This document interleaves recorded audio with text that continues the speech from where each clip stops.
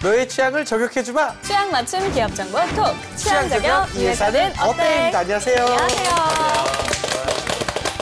네, 오늘도 저희와 함께해 주실 분들 소개해 드릴게요. 취업 컨설턴트 홍기찬 쌤, 취향 저격수 양상국 형, 그리고 캠퍼스 특파원 강산 학생 나왔습니다. 어서 오세요. 반갑습니다. 안녕하세요. 네, 오늘도 취준생들의 취향을 자극할 두 개의 기업 만나보도록 하겠습니다. 두 개의 기업 어딘가요?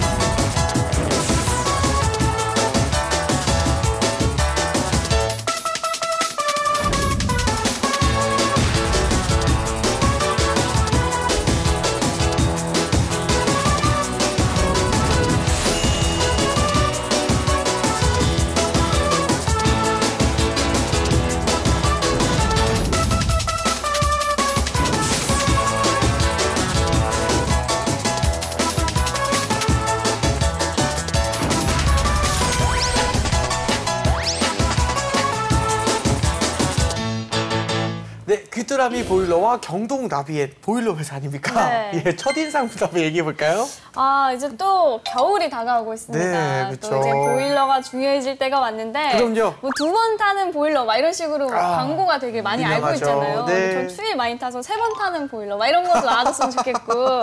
그렇군요. 아무튼 보일러 없었으면 요즘 같은 세상에 우리가 어떻게 살았나 못 싶어요. 살아요, 못 살아요. 네, 정말 예. 중요한 산업인데. 알겠습니다. 찬희 학생은 네. 어때요? 저는 원래 관심이 사실 없었는데 제가 얼마 전에 자취를 시작했어요. 전기요금, 보일러 요금이 너무 많이 나와서 그렇죠. 그래서 조금 관심이 요새 생겼습니다. 아니, 식비 다음으로 되게 신경 많이 쓰게 보일러 요금이에요. 너무 많이 예. 맞아요. 사실 귀뚜라미 보일러는 네. 정말 좋은 기업이고요. 아, 옛날에 그 괜찮은 기업이고. 네, 또 모델을 한때, 예, 하셨잖아요. 그쵸. 한때 제가 또 모델로 네. 썼던 데고 아. 경동나비에는 사실 좀 엉망입니다. 엉망이라는 표현보다는 그래도 좀 다른 표현을 쓰시는 아니 엉망입니다. 왜 좀... 하지만 제대로 될 수 있는 기회를 올 겨울에 드리겠습니다. 양상국 모델 좀 갑시다. 경동나비에 늦었어 지금. 단순히 귀뚜라미 먼저 했지 말이죠. 모델 때문에 예, 엉망을 하는 건 절대 아니실 테고요. 혹시 이유가 있을 겁니다. 일단은 홍쌤께서 이제 두 기업에 속한 그 업계 현황부터 한번 알아봐 주세요. 가정용 보일러 시장이라고 우리가 볼 수 있을 것 같아요. 네. 그래서 시장 규모가 연간 한 110만 대에서 120만여 대 정도 된다고 해요. 그래서 규모가 굉장히 큰데요. 이 업계에는 우리가 오늘 이야기하는 경동나비엔 귀뚜라미 보일러, 또 린나이 코리아, 그다음에 또 외국계 기업들도 좀 들어와 있고요. 통상적으로 이 업계에서 한 8가지 정도 회사가 치열하게 경쟁을 하고 있습니다. 근데 보일러라는 건 이제 그런 것 같아요. 특성도 되게 중요하지만 우리가 보일러를 놓을 때 제일 중요시하게 생각하는 건 얼마만큼 집안이 따뜻해질까. 물론 그것도 보지만 또 가스비 절감이라는 게 굉장히 중요한 변수가 될 거예요. 그래서 업계에서는 어찌됐든 이 가스비를 절감하기 위한 노력들이 이루어지고 있고 그리고 이 보일러 시장이 또 그렇게 시장이 폭발할 수 있는 그런 시장은 아니거든요. 그래서 새로운 시장에 대해서 양 기업 모두 다 투자를 하고 있습니다. 네. 그래서 우리가 오늘 그 부분까지 두루 아울러서 살펴보도록 하겠습니다. 네. 알겠습니다. 자, 그러면 두 네. 기업에 대한 학생들의 취향 알아보도록 하겠습니다. 현장 취재는 어땠나요? 이번 제가 인터뷰를 하면서 처음으로 네. 로고송을 부를 정도로 정말 노래를 경동나비 그 노래 그쵸, 있잖아요. 그쵸. 그거를 부를 정도로 학생들이 굉장히 많이 알고 있더라고요. 그리고 제가 아까 말했던 그 자취 이야기도 많이 하고 학생들이 굉장히 궁금증을 이번에 다양한 선호도 기대해줘서 좋습니다. 네. 알겠습니다. 그럼 이제 친구들 이야기는 영상을 보고 이야기 나누겠습니다. 안녕하십니까. 캠퍼스 특파원 강산입니다. 요즘 날씨 너무 춥죠? 정말 설정이요. 맞는 기업을 그래요. 한번 해볼 건데요. 설정이면. 경동나비엔과 목이 어디 갔나요? 보일러의 학생들은 어떠한 기업의 이미지가 더 좋고 요즘 날씨가 선호하는지 춥더라고요. 한번 조사해보고 예, 있습니다. 실내에서도. 지금부터 출발! 여기에 혹시 경동나비엔과 시험 기간이라 보일러에 대해서 특별히 불러주세요. 새벽에 또 제가 아, 부지런해요. 대단합니다. 경동 나비에는 그거 들어갔어요. 경동 나비. 두 개 중에 혹시 이미지가 더 좋아서 선호하는 기업 있나요? 둘 다 근데 제가 잘 몰라서 좀 연봉이 더 높은 쪽이 어디? 솔직하신데요? 그거 말고 두 기업에 대한 그래도 이미지 솔직하게 어떤 경동 선생님이 나비에는 그렇게 연봉이 매물되지 말라고 그렇죠. 매번 말씀하시는데 맞습니다. 저는 귀뚜라미가 좀 더 왜요? 아무래도 4번 타는 보일러인 만큼 훨씬 더 역사도 깊고 네. 또 안정적인 곳이라 제가 들어가지고 안정적인 시스템을 예. 또 하고 있다고. 저는 귀뚜라미 보일러를 더 선호합니다. 귀뚜라미? 왜요? 그 인터넷에서 보니까 그 지진이 났을 때 그 귀뚜라미 보일러가 이제 그 갑자기 보일러가 끊겼다는 그런 일이 있었는데 이게 그거 알고 보니까 그게 그 거기서 문제되는 게 아니라 이제 안정성 때문에 거기서 이제 차단을 하는 걸로 이제 알고 있거든요. 지진이 많이 이슈가 된 그런 거 만큼 봤을 중요한 때 일인 것 같아요. 더 위에 있지 않을까 해서. 안정성이 딱 있는 기업이라 생각하시죠? 저는 귀뚜라미랑 경동나비엔 중에 경동나비엔을 선호하는 편이라고. 많이 갈리네요. 왜냐면은 제가 경동나비엔에 관련된 그 서포터즈를 했었는데 대외 활동을 하셨었구나. 네. 대회 활동을 했었는데 회사 분위기도 되게 좋고 이제 저의 의견을 많이 표출할 수 있는 기회가 돼가지고 겪어보니까 직무 환경이 그래서 좋았다. 감사합니다. 두 개 중에 눌러주시면 돼요. 복합성인가요? 선호한다기보다 네, 요즘 그쵸. 좀 긍정적으로 네, 네. 이직이 되는 게 어떻게 하셨는지 딱. 귀뚜라미보다는 경동나비엔이 더 네. 왜요? 그 제가 마케팅 공부하면서 정말 반반으로 정말 기업을 나뉘었던 것 같아요. 들어봤는데 다양한 부서 해봤는데. 귀뚜라미 보일러가 좀 외적인 요소에서 좀 신뢰도가 많이 떨어졌다고. 혹시 마케팅 어떤 학과? 저 경영학과. 경영학과? 네. 그래서 경동나비엔이 요즘 이제 마케팅 쪽에서도 이제 귀뚜라미보다는 소비자들한테 좀 더 긍정적으로 보이는 것 같아서. 네. 감사합니다. 네, 이렇게 학생들의 의견 들어봤는데요. 결과는 어떻게 나왔나요? 저는 사실 인터뷰하기 전에는 당연히 귀뚜라미가 이기지 않을까 싶었는데 결과는 예? 짜잔! 오호. 막상막하. 오. 16명 대 15명으로 한 표 차이네요. 박빙이네요. 박빙이었습니다. 예, 일단은 뭐 우위였어요. 일단 박빙이지만 그래도 귀뚜라미 보일러가 점수가 조금 더 높은데 네. 이유가 혹시 뭘까요? 그 경동나비에는 로고송을 누구나 알고 있지만 그렇죠. 귀뚜라미 보일러는 4번 타는 보일러다. 거꾸로 타는 보일러다. 어떠한 기능적인 요소를 강조했잖아요. 네. 그 부분에 있어서 학생들이 조금 더 믿을 만하다고 평가를 좀 하더라고요. 아마 기업들이 그러한 좀 어떤 능력이나 이런 기능을 좀 더 광고하면 좋을 것 같아요. 네, 알겠습니다. 이렇게 학생들의 의견 알아봤고요. 예. 이번에는 두 기업에 관한 깊숙한 정보 확인해 보도록 하겠습니다. 취향 저격수 상국이형. 예, 취향을 저격 한번 해보도록 하겠습니다. 자, 여러분들 많이 또 기다렸습니다. 꾸기의 해시태그! 자, 첫 번째 해시태그입니다. 자, 샷! 예. 지진 나면 꺼지는 보일러. 와, 이번에 사실 지진이 이게 딴 나라 일인 줄 알았는데 이번에 저희 경주에 지진이 또 크게 나고 얼마 전에 또 이제 수도권에도 지진이 났는데 귀뚜라미 보일러 같은 경우에는 이제 지진이 나면 자동으로 감지해서 이제 보일러가 꺼집니다. 그래서 2차 사고를 막는 그런 이제 시스템을 갖추고 있었죠. 네. 그 전부터 갖추고 있었던 거죠. 아, 엄청난 것 같습니다. 사실 저도 이 뉴스를 듣고 굉장히 감동을 했던 게 네. 사실 지진 감지라는 것 자체가 이제 돈도 들고 뭐 미리 안전 시스템 만드는 것도 굉장히 어려운 일인 건데 그런 걸 미리 해놨다는 게 참 착한 기업이다라는 생각이 들었거든요. 맞아요. 일단 홍 선생님께서 또 어떤 회사인지 자세한 설명 부탁드립니다. 그러니까 우리가 지진 피해가 직접적인 피해도 네. 있지만 간접적인 화재 이런 피해들이 많잖아요. 네. 그리고 이제 보일러라는 건 가스하고 연결되기 때문에 네. 안전 관리를 해야 되겠죠. 그래서 20년 전부터 뭐 가스 누출 탐지기, 그다음에 지진 감지기 같은 게 설치가 돼 있다고 해요. 근데 이거는 뭐 감동도 감동이지만 또 귀뚜라미는 이제 해외 수출해야 되니까 또 지진이 많이 나는 발생 국가에서도 매출을 아마 만들고 있었을 거예요. 뭐 그런 연유도 있지만 여튼 뭐 이거는 이제 책임감 있는 기업의 모습이다. 우리가 좀 이렇게 느낄 수는 있을 것 같아요. 네. 실적을 보면 실제로 62년도에 창업을 하게 되고요. 그다음에 78년도에 우리나라 최초로 보일러를 해외에 수출했던 기업입니다. 그래서 보일러 산업에 아주 상징적인 의미를 갖고 있는 기업 중에 하나이고요. 매출 규모를 보면 연결 기준으로 봤을 때 작년 매출액이 한 4,549억 원 정도. 그러니까 지금 지배 기업인 주식회사 귀뚜라미를 우리가 파악을 해야 돼요. 지분 구조가 좀 지금 복잡하거든요. 그리고 영업이익은 한 66억 정도를 기록하고 있습니다. 그리고 우리나라 생활 패턴이 좀 서구와 다른 게 온돌 문화를 갖고 있잖아요. 그래서 온돌에 최적화된 보일러, 또 이제 아까 안전이라든가 4번 타는 귀뚜라미 보일러 이렇게 열 효율을 굉장히 강조하고 있습니다. 그리고 최근에는 IoT 사물 인터넷을 좀 활용할 수 있는 보일러 기술도 좀 활용을 하고 있다. 그래서 과거의 전통적인 보일러 기업이지만 안정성도 추구하고 또 새로운 시도들도 다양하게 유지하고 있는 기업이다. 그렇게 이해하시면 되겠습니다. 네, 알겠습니다. 자, 그러면 다음 장도 한번 볼까요? 예, 다음 해시태그입니다. 네. 예, 보도록 하겠습니다. 샵 공격적 M&A입니다. 예, 현재 귀뚜라미 그룹은 우리 귀뚜라미 보일러를 축으로 한 종합 에너지 기기 회사로서 도약을 주력하고 있습니다. 예, 앞서 진행한 M&A로 계열사는 20여 곳으로 늘었고 총 매출은 올해 처음으로 깜짝 놀라겠지만 1조 원을 1조 원이요? 예. 엄청나고. 1조 원을 넘었다고 합니다. 얼마나 항공회사보다 더 나오네요. 일단은 뭐 단순히 보일러만 만드는 회사로 남지 않겠다 뭐 이런 뜻인 것 같은데 이 귀뚜라미 보일러의 비전이 좀 어떨까요? 실제로 그래요. 5년 전만 해도요. 귀뚜라미 보일러의 매출액이 경동나비안보다 한 1,000억 정도가 더 많았어요.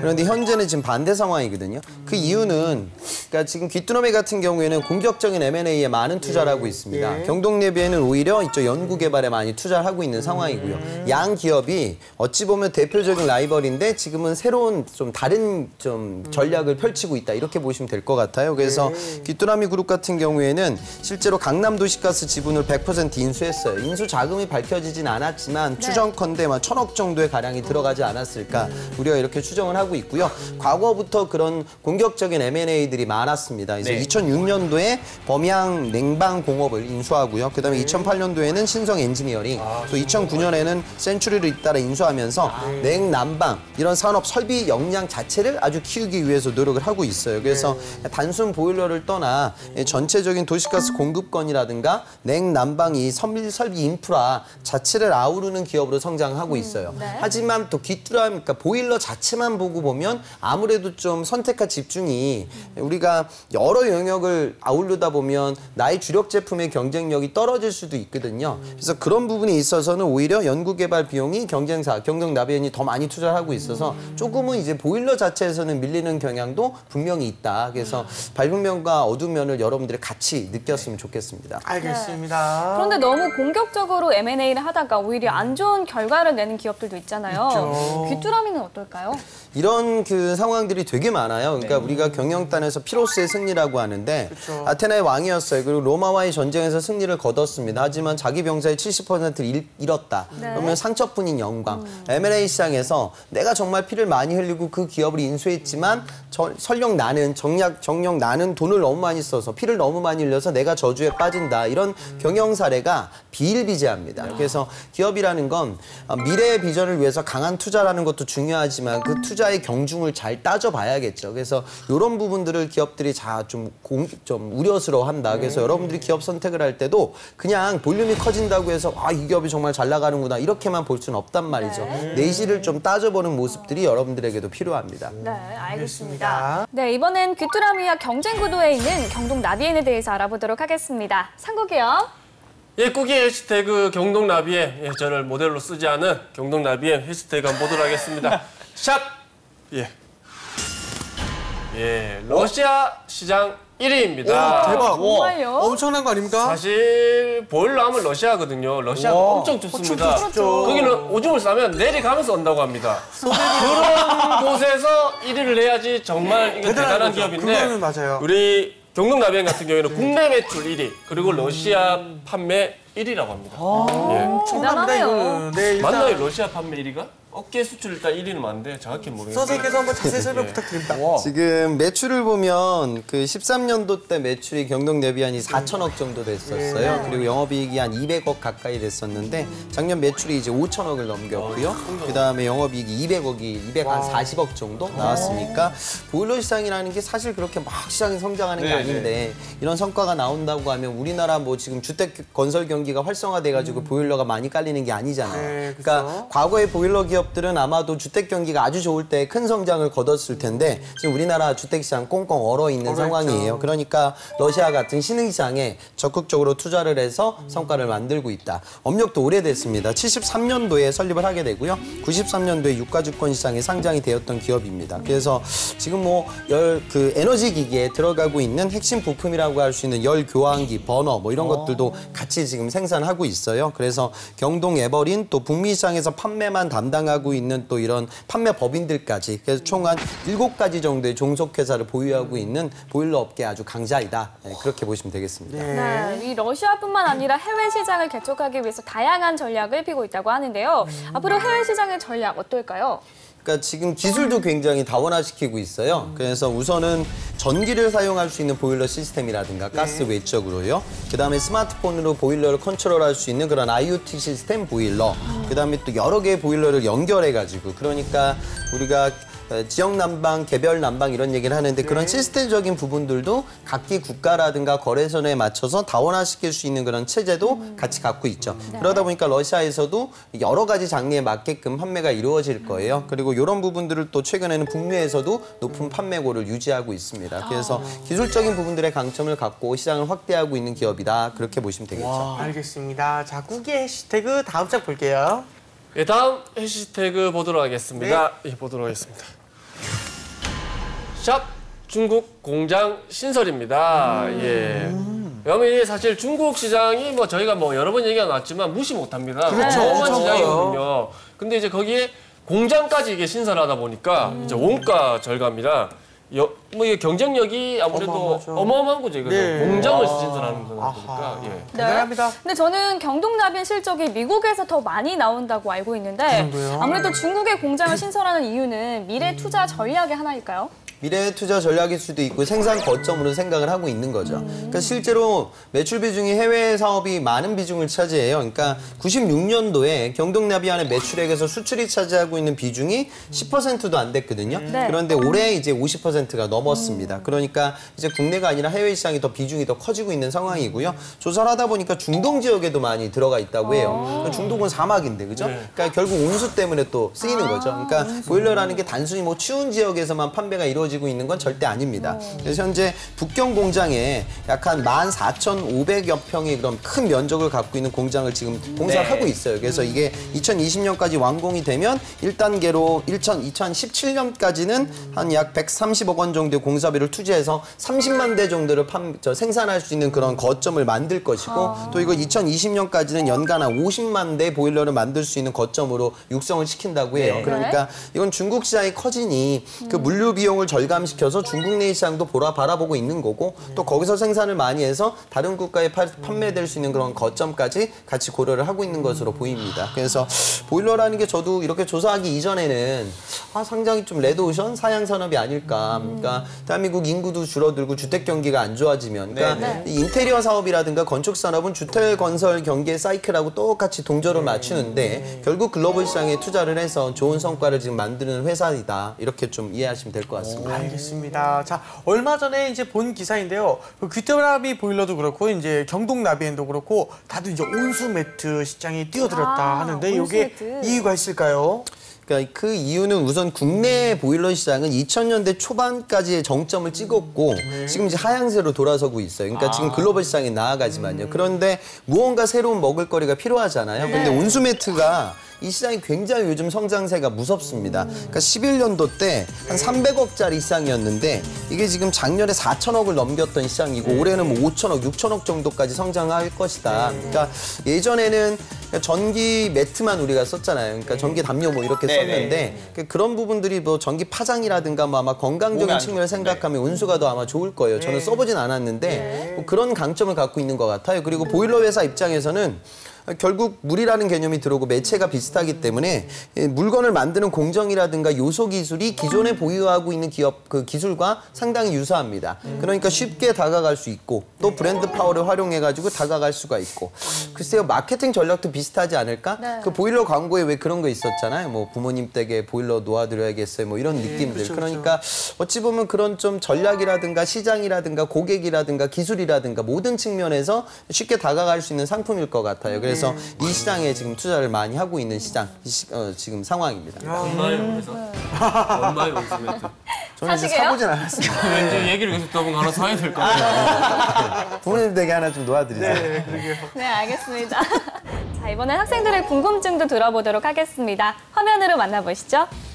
제가 지금 공대생으로서 회로미 시스템을 지금 배우고 있는데 이 시스템 관련된 부분에 있어서 자기소개서에 이제 이 전공 지식들을 좀 써도 되는 건지 너무 길어질까 봐. 작성을 하고 싶은데 너무 좋지 않을까요? 쓰는 게 그래도 낫지 않을까 싶은데. 성과금 자체가 좀 작다고 들었는데 이런 기업이 그런 거에 대해서 왜 그렇게 생각하세요?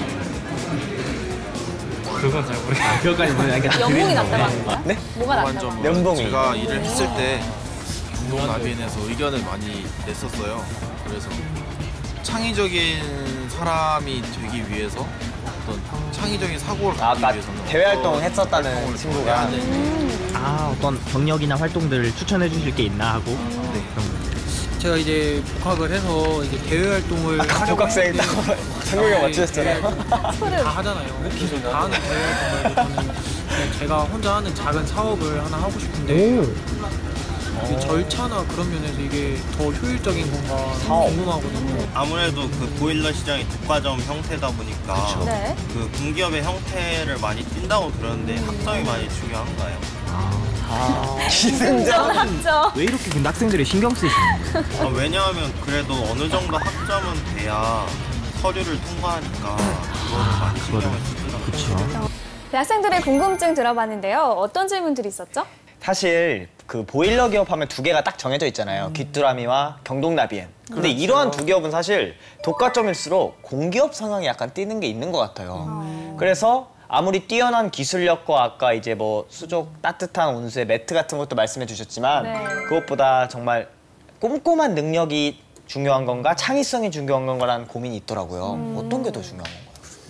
뭐 독과점, 과점 시장이라고 해가지고 뭐 따로 원하고 그런 건 없습니다. 그러니까 뭐 SK텔레콤도 과점 기업이고요, 현대자동차도 과점 기업이에요. 그러니까 그런 식으로 여러분들이 접근할 필요는 없고요. 그러니까 내가 원하는 직무의 성향을 보는 게 더 좋아요. 그러니까 업의 행태가 중요한 게 아니라, 그러니까. 온수매트 아까 이야기가 나왔는데 이 온수매트도 한 방에 훅 갈 수 있는 사업이잖아요. 한 번 불나가지고 어르신들 다치면 끝이에요. 그러니까 품질 관리가 중요하겠죠. 그러면 명확한 책임감이 요구되는 거고요. 그다음에 보일러 산업이라고 하면 지금 결국에 가스비 그 얼마, 전기세 얼마의 소비자들이 울고 웃기 때문에 작은 특성을 개선하기 위한 회로라든가 제어 시스템이나 칩의 변화들이 있을 거예요. 그러면 내가 공학도로서 문제 해결 능력을 발휘할 수 있는 창의성도 필요하겠죠. 그러니까 꼭 뭐 R&D는 창의적인 사람, 그다음에 제조 생산은 어떤 내구성이 있는 사람 이런 건 아니거든요. 그러니까 학부생이라고 하면 물론 석사들은 연구 개발을 많이 쓰지만 학부생이라고 하면 결국 공학적 문제 해결 능력이 중요한 거예요. 그러니까 창의적인 걸 여러분들한테 물어보면 특허 출원 얘기만 하려고 해요. 근데 뭐 많은 구직자들이 다 특허를 출원하고 등록시키는 건 아니잖아요. 그러니까 내가 어떤 프로젝트나 조별 과제나 나의 개인 논문 같은 작업들을 이행을 할 때 언제나 벌어지는 어떤 문제점들, 그 문제점이라는 건 힘들었다, 제발 또 면접장 가서 뭐 소통이 안 됐는데 무슨 뭐 소주 한잔 하면서 풀었다 이런 소리 하지 말고 이 프로젝트를 진행할 때 과연 정말 어려웠던 공학적 난관이 무엇이냐, 그 특성값이 무엇이냐, 그러면 그걸 해결하기 위해서 내가 무슨 노력을 했나, 이런 식으로 이야기 구조를 잡게 되면 컨텐츠가 더 차별화될 거예요. 네, 일단은 뭐 업의 행태보다는 직무에 포커스를 맞춰서 준비를 하는 게 좋을 것 같습니다. 그쵸. 또 다른 질문 있을까요? 또 이제 보일러 기업 같은 경우에 홍승께서 막 말씀해 주셨지만 그 단돈 몇 원에 이제 얼매이게 되잖아요. 사실 요금 얼마에. 그런 것처럼 사실 기업 입장에서도 경제적인 어떤 보상이 그렇게 많지는 않을 것 같아요, 뭔가. 그러니까 성과금도 적고 어떤 연봉도 좀 낮을 것 같은데 그런 성과금 면에서 좀 적은 게 사실인가요?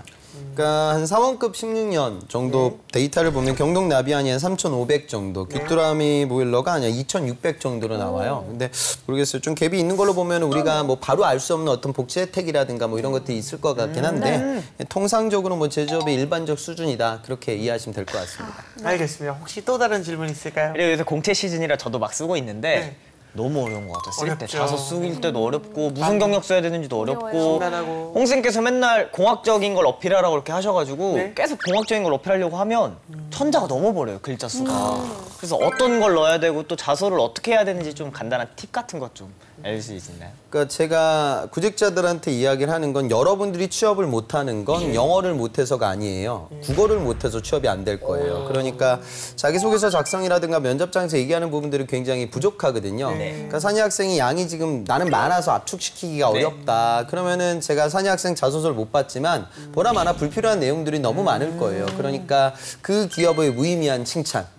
그래서 뭐 귀뚜라미 보일러는 뭐 우리 대한민국의 어르신들의 따뜻함을 책임졌던 기업이고 경주에 지진 나는 것들을 보면 정말 미래지향적인 안정적인 사업을 진행하고 있는 굉장히 훌륭한 기업이다. 양산국을 모델로 썼다. 그렇지 뭐 하면서 뭐 4번 탄다, 나는 뭐 8번 태울 거다 뭐 이런 소리 하는데 그게 나를 뽑아야 될 주된 얘기는 아니잖아요. 그러니까 주변 얘기를 좀 차치하고 본인 얘기에 포커스를 맞추면 양이 뭐 그렇게 많은 친구들은 많지는 않습니다. 그러니까 직무 위주의 구체성을 띠고 있는 내용들을 많이 적어라. 그런 말씀을 좀 드리고 싶어요.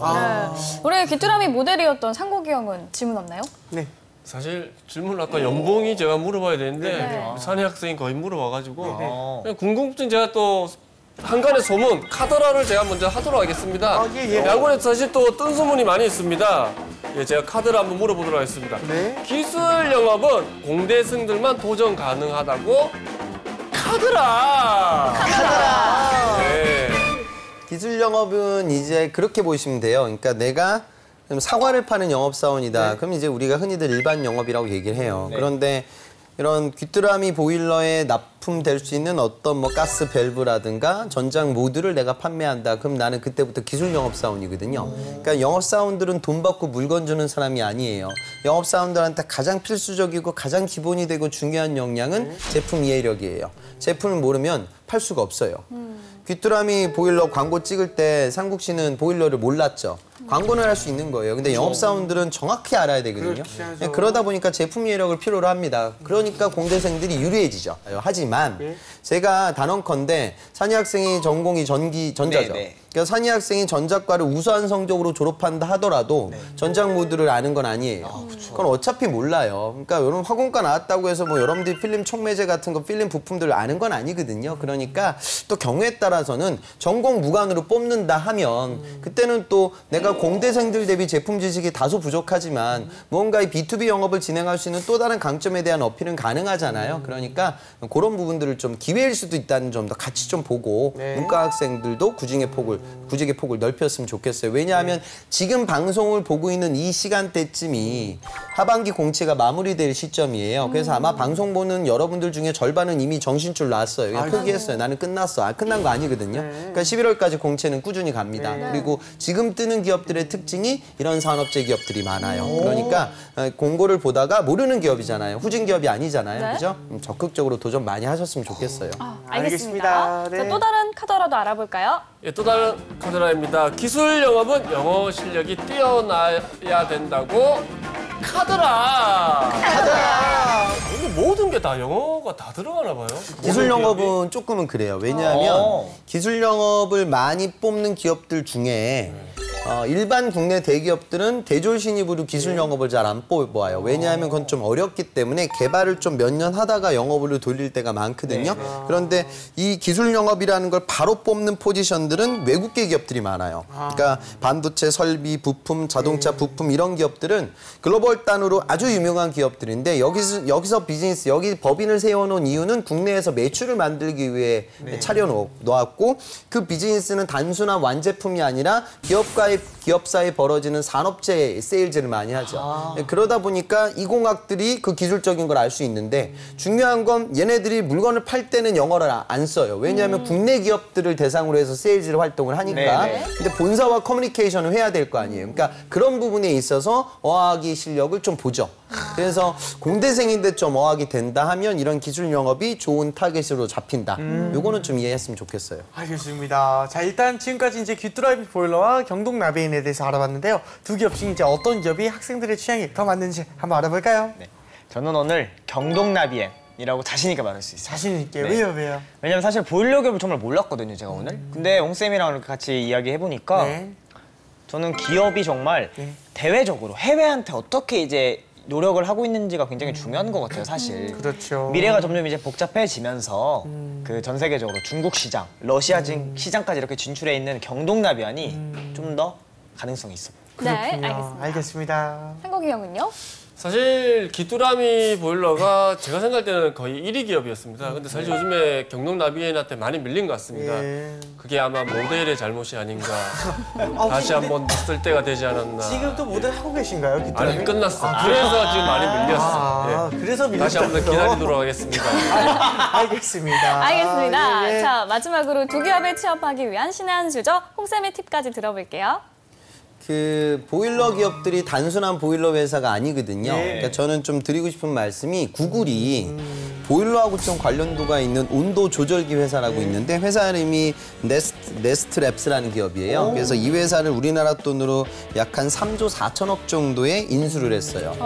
구글이 왜 보일러하고 관련도가 있는 온도 조절기 회사에 투자를 할까? 그 이유는 결국 사물 인터넷 때문에 그래요. 그러니까 이제 단순히 사물 인터넷은 네트워킹 그리고 우리가 언제 어디서든 네트워크에 접속될 수 있고 거기서 새로운 기능과 효용을 얻을 수 있는 시대잖아요. 그러니까 온도 조절 관련된 부분들을 하는데 이 기업이 단순히 온도만 컨트롤하는 것이 아니라 요것들을 자기 학습을 활용해가지고 나의 고객들이 최적화될 수 있는 온도를 찾아낼 수 있는 패턴과 알고리즘까지 생각을 하는 회사예요. 그러니까 이제 우리에게 단순한 보일러는 따뜻해지는 기능을 구현하는 회사가 아니라 결국 우리 생활 깊숙이 들어올 수 있는 생활 데이터를 수집하고 또 그런 데이터를 가공해가지고 무언가 마케팅적으로 또는 기술적으로 새로운 편의를 증진시킬 수 있는 서비스 모델을 만들기 위해 지금 글로벌 기업들이 비즈니스를 하고 있는 거예요. 그러니까 이런 부분들도 보일러 산업에 좀 도전하고 있는 여러분들이라고 하면 굉장히 좀 올드한 사업, 레드오션, 빤한 사업 이렇게 생각하지 마시고